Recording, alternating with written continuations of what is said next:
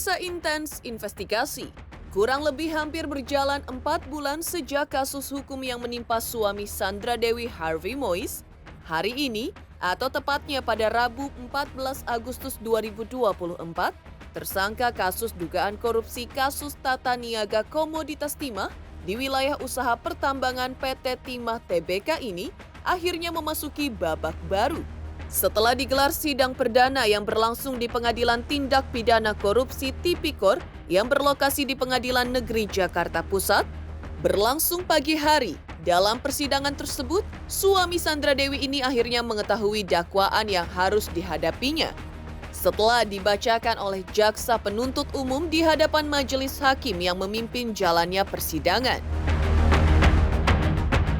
Lantas, seperti apa pula jalannya persidangan? Seperti apa pula isi surat dakwaan yang dijatuhkan jaksa penuntut umum JPU terhadap tersangka yang diduga merugikan negara dengan total kerugian diduga senilai 271 triliun rupiah tersebut? Lalu seperti apa respon dari pihak suami Sandra Dewi saat selesai jalani sidang perdananya? Benarkah pula Sandra sama seperti pihak suami dan kuasa hukumnya juga tidak terima dengan dakwaan yang diajukan jaksa penuntut umum? Pemirsa, bersama Intens Investigasi, kami hadirkan kabar terkini, terpercaya dan teraktual. Tetapi sebelumnya jangan lupa untuk like, subscribe, dan juga share channel YouTube ini.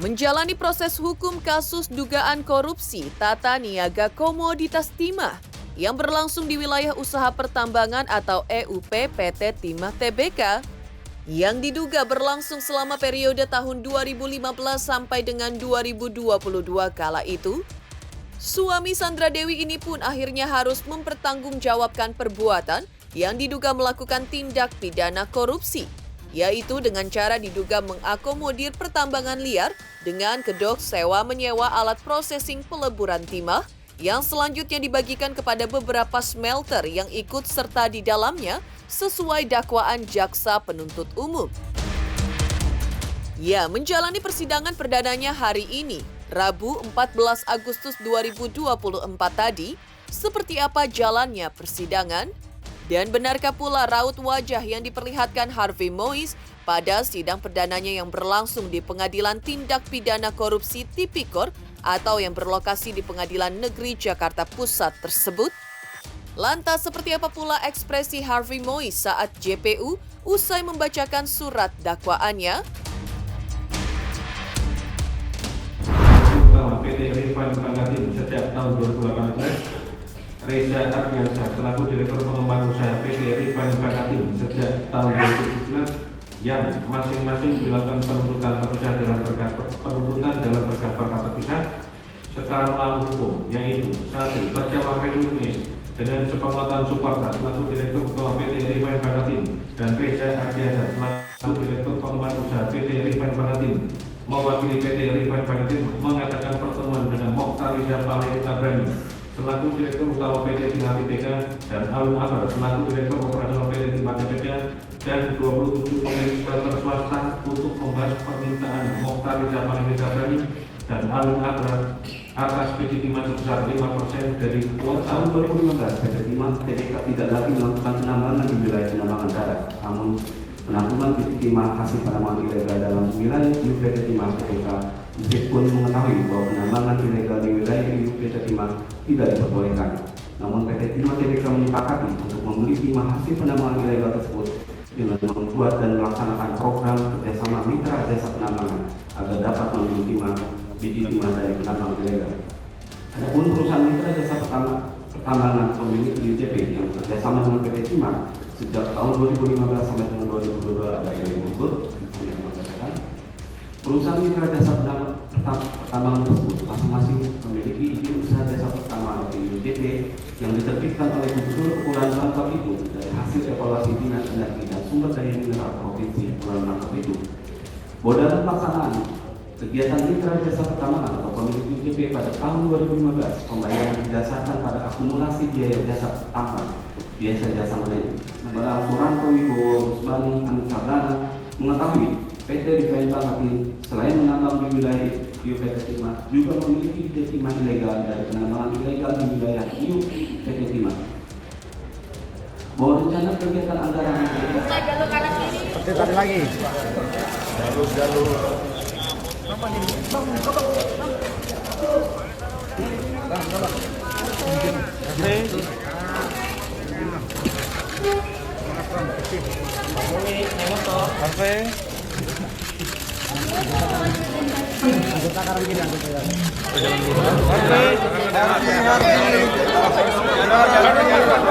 Jangan dorong, dulu, kerjasamanya ya, kerjasamanya. Buka, yuk, Harvey. Harvey gimana? Mungkin ada kata-kata. Ada kata-kata ini Harvey. Ya. Harvey, ada kata-kata mungkin hari ini Harvey. Ayo. Harvey gimana Harvey? Gimana mungkin? Ada yang mau disampaikan mungkin Mas Harvey? Mas Harvey. Ayo kawan-kawan. Mas Harvey. Ayo. Mas Harvey mungkin ada yang bisa disampaikan hari ini. Oke, kan siapa? Jalan depan. Mas Harvey. Terus. Ayo Pak.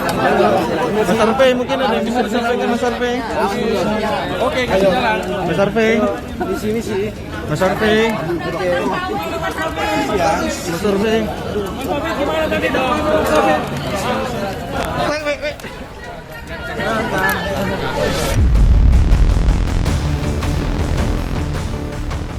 Ya, seperti diketahui diduga terlibat karena sepak terjangnya yang diduga sebagai perpanjangan tangan PT RBT atau yang disebutkan pernah membuat kesepakatan dengan Direktur Utama PT Timah Tbk pada periode tahun 2018 sampai dengan 2019 kala itu.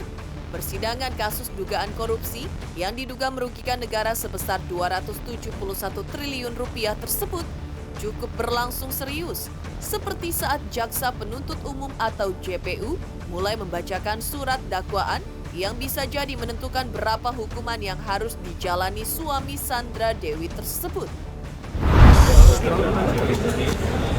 Yang bersangkutan adalah didakwa dengan pasal primer, yaitu pasal 2 Undang-Undang Tipikor, dan pasal 3 Undang-Undang Tipikor, kemudian juga untuk melakukan dengan dakwaan TPPU pasal 3 Undang-Undang Tipikor, pasal 4 Undang-Undang pasal 4 Undang-Undang.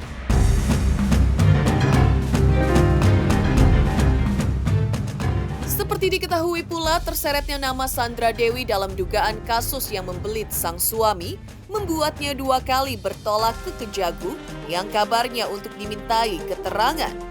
Memperlihatkan senyum merekah di wajahnya yang terjadi saat pemanggilannya pertama kali saat itu, Sandra seolah tak terdampak apapun dengan permasalahan yang cukup menggemparkan tanah air karena diduga merugikan negara senilai 271 triliun rupiah tersebut. Dan yang lebih mengejutkannya lagi, Sandra Dewi juga masih tampak memberikan sebuah tanda cinta atau love sign kepada awak media. Kali kedua Sandra hadir yaitu pada Rabu 15 Mei lalu, mengenakan baju serba hitam saat menjalani pemeriksaan dengan status sebagai saksi yang dimulai pagi pukul 8 waktu Indonesia Barat hingga pukul 18.15 waktu Indonesia Barat atau 10 jam lebih. Saat datang pun ia diam-diam sejak pagi dan dari rekaman video pemeriksaan yang beredar di dunia maya, ibu 2 anak itu tampak tenang saat menjawab pertanyaan penyidik. Meski sesekali Sandra Dewi juga terlihat memeriksa data dari sejumlah berkas yang ada di tangannya, berikut momen-momen saat Sandra Dewi menjalani pemeriksaan dan setelah selesai menjalani pemeriksaan, Sandra Dewi pun irit bicara kepada media. Maka inilah Sandra Dewi yang untuk kali kedua diperiksa sebagai saksi atas kasus dugaan korupsi sang suami Harvey Moise.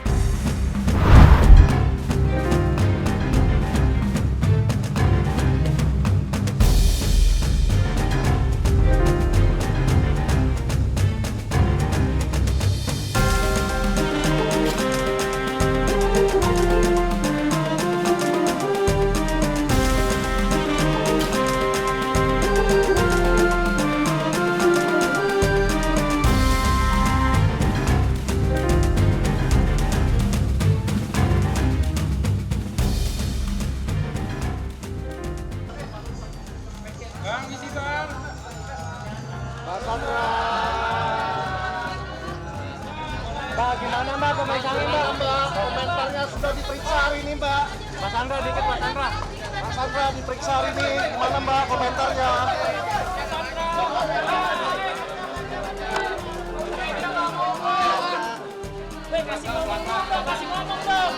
Kasih ngomong dong, udah nunggu lama tuh,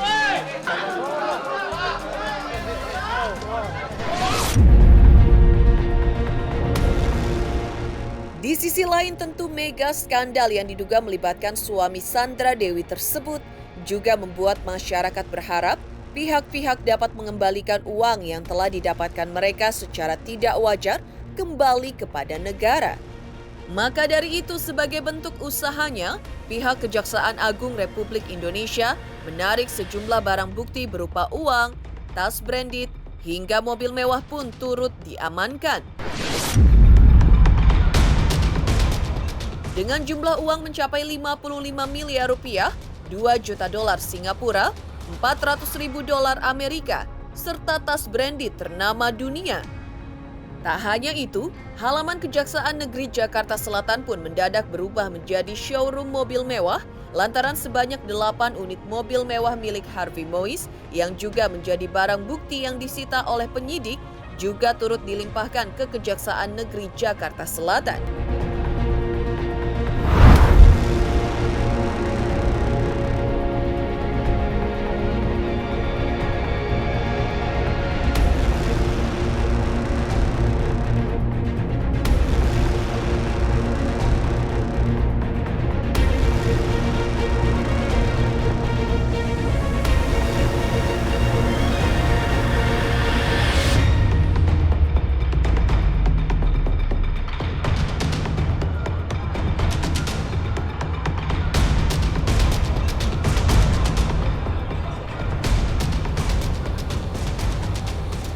Pada kesempatan ini, selain menyerahkan kedua tersangka untuk menjadi tanggung jawab dari penuntut umum, juga menyerahkan beberapa barang bukti, baik barang bukti elektronik, dokumen, dan barang bukti lainnya. Untuk tersangka HM, yang pertama ada 11 unit atau bidang tanah dan bangunan. 11 dengan rincian 4 unit berada di wilayah Jakarta Selatan, 5 unit berada di wilayah Jakarta Barat, dan 2 unit berada di wilayah Tangerang. Kedua, kendaraan berupa mobil dengan total 8 unit, 2 unit Ferrari, 1 unit Mercedes-Benz, 1 unit Porsche, 1 unit Rolls-Royce Cullinan, 1 unit Mini Cooper, 1 unit Lexus, dan 1 unit Velfire. Jadi memang hari ini adalah penyerahan tahap kedua ya dari penyidikan ke penuntutan terhadap tersangka HM ya. Juga berikut penyerahan barang bukti. Jadi ada barang bukti berupa 8 unit mobil yang telah disita, ada beberapa bidang tanah, juga ada bangunan di atasnya, dan juga ada uang ya, dan ada perhiasan, dan ada 88 tas branded ya, itu milik Ibu SD. Kalau duit dalam bentuk USD itu ada sekitar 400.000, sedangkan dalam rupiah sekitar kurang lebih 13 miliar. ada beberapa bidang tanah yang atas nama HM dan juga ada atas nama Ibu Sandra, termasuk yang di Tangerang ya, yang didapatkan dari hasil kerja Bu Sandra itu yang diperoleh di tahun 2014, tapi itu pun ikut disesak.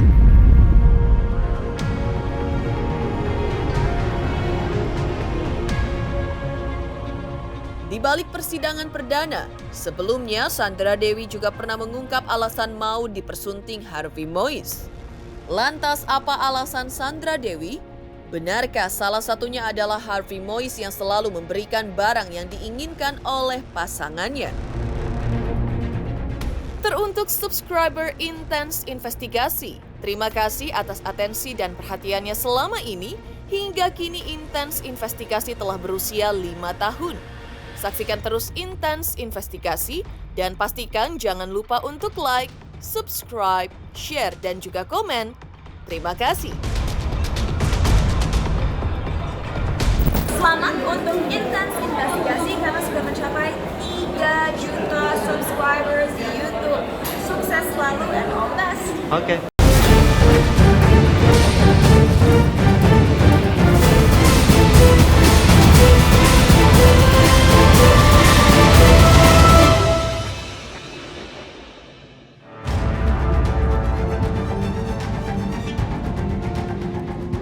Sementara itu tentu tidak ada siapapun insan di dunia yang ingin merasakan kesusahan, baik secara ekonomi maupun yang lainnya.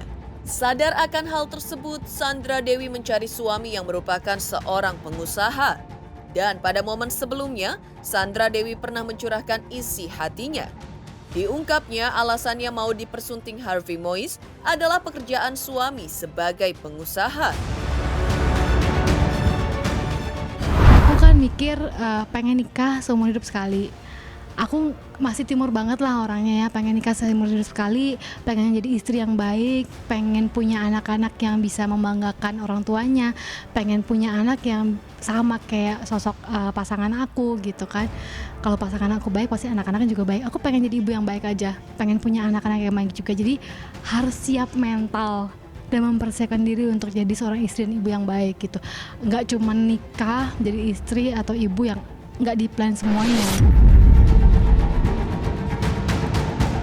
Biduk rumah tangga Sandra Dewi dan suami pun terasa semakin bahagia, apalagi selain suaminya itu memiliki paras yang tampan, di mana banyak perempuan cantik yang menginginkannya. Harvey juga selalu memberikan barang-barang yang diinginkan sebagai pasangan. Kebetulan dapat pacar ya, cakep juga gitu ya. Jadi kalau cowok-cowok cakep ini yang menurut aku sih mereka nggak mungkin bertingkah laku seperti yang mungkin kayak kebanyakan gitu ya. Yang suka sama mereka banyak loh gitu kan. Jadi pacaran ya biasa aja gitu. Ya ulang tahun dikasih kado, tapi kalau nggak ulang tahun nggak dikasih kado gitu. Cuma memang ada surprise gitu apa-apa. Misalnya barang yang aku mau apa dibeliin gitu. Makanan selalu gitu. Aku nggak pernah sampai sekarang belum pernah dapet pacar yang selalu ngasih apa-apa, enggak sih gitu ya. Kalau ulang tahun ya beda ya, Valentine ya beda dikasih apa, iya dikasih iya kalau ada event-eventnya. Cuman kalau hidup ya nafkah sendiri, nggak ada yang sempurna sih, hidup tuh nggak ada yang sempurna. Aku selalu menekankan dengan teman-temanku kayak cowok tuh nggak ada yang sempurna, hidup nggak ada yang sempurna. Tapi sebenarnya yang bikin sempurna itu adalah kita sendiri gitu. Misalnya punya pacar yang seperti ini, bisa nggak terima gitu. Kalau misalnya bisa terima ya udah hubungan kita jadi sempurna karena kita bisa terima semua kekurangannya dia. Nggak ada yang sempurna. Kalau mau sempurna pacaran sama malaikat. Sementara itu jika mengacu kepada ekspresi yang diperlihatkan Sandra Dewi pasca 2 kali kemunculannya, memang tak heran banyak yang menyebutkan Sandra seolah tidak terdampak apapun dari kejadian ini. Lantas benarkah hal itu pula yang dilihat menurut penerawangan Denny Darko? Teruntuk subscriber Intens Investigasi, terima kasih atas atensi dan perhatiannya selama ini. Hingga kini Intens Investigasi telah berusia 5 tahun. Saksikan terus Intens Investigasi dan pastikan jangan lupa untuk like, subscribe, share, dan juga komen. Terima kasih.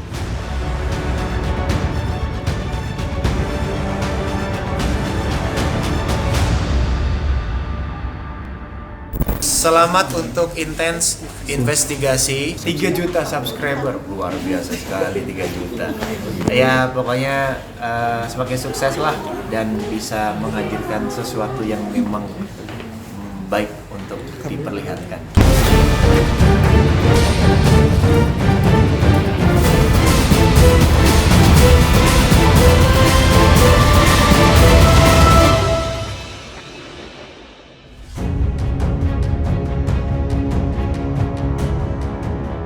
Hampir 8 tahun mengarungi bahtera rumah tangga bersama sang suami. Tentunya kabar tersandung kasus korupsi yang menjerat suaminya menjadi kabar yang bak lubang menganga dalam pernikahan Sandra Dewi. Sandra sebagai istri, kabarnya juga bersedih karena melihat sang suami harus ditahan dan menjalani persidangannya hari ini. Meski begitu, jika mengacu kepada ekspresi yang diperlihatkan Sandra Dewi pasca 2 kali kemunculannya, memang tak heran banyak yang menyebutkan Sandra seolah tidak terdampak apapun dari kejadian ini. Lantas benarkah hal itu pula yang dilihat menurut penerawangan Denny Darko? Sudah menyiapkan jika hal seperti ini terjadi. Ini sama seperti kalau kita naik kapal laut yang besar ya. Terus kemudian ada skoci di situ. Jadi memang sudah ada skenario jika hal seperti ini terjadi, apa yang harus mereka lakukan. Termasuk mengapa akhirnya dia ini kan banyak diam ya, karena itu adalah sesuatu yang mungkin saja sudah direncanakan, atau jika saya duga di sini ya lawyer atau penasihat hukum yang biasa atau disiapkan untuk menangani kasus ini meminta dia untuk ya bersikap seperti yang sekarang ini terjadi. Iya dong, kalau itu nggak perlu kartu ya saya pikir ya, karena memang ini ya tadi kalau kapal ini bersaup terus kemudian mengharuskan orang-orangnya di sini naik skoci, itu artinya ya kapal yang sekarang ini akan karam. Tapi kan kita nggak tahu di garasi mereka ada kapal lagi atau enggak, dan mereka akan bisa mengarungi lautan lagi dalam waktu dekat atau seperti apa, kita akan cari tahu. Demikian pemirsa kabar terkini, terpercaya dan teraktual yang kami hadirkan hari ini. Saksikan terus Intens Investigasi setiap hari Senin sampai dengan Jumat tayang 5 kali sehari, pada Sabtu tayang 3 kali sehari, yaitu pada pukul 11 siang, 12 siang, 3 sore, 5 sore, dan 6 sore tentunya hanya di YouTube channel. Dan pastikan jangan lupa untuk like, subscribe, share, dan juga komen channel Intens Investigasi.